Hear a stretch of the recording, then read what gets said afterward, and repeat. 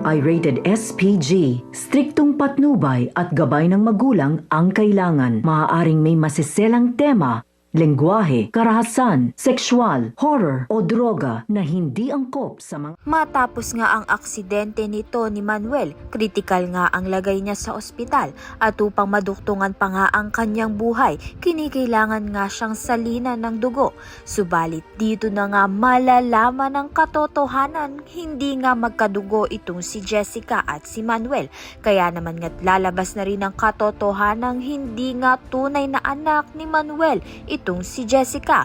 Kaya naman nga ang may karapatan nga kay Manuel ay ang pamilya nga nito ni Felma.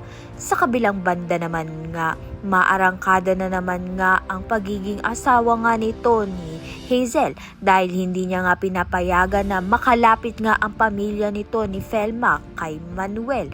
Subalit kapag nga nalaman ng katotohanan ay maiitsapwera na nga itong si Hazel at si Jessica dahil sila nga ang dahilan kung bakit nga nawasak ang pamilya nga nito ni Manuel. Samantalang sinisisi nga ni Angela ang kanyang sarili sa nangyari nga dito kay Manuel. Pinapatawad niya na nga ito kung kailan nga na aksidente na ang kanyang ama. Kaya naman nga yan at iba pa ang dapat nating pakaabangan. Maraming salamat sa iyong panonood.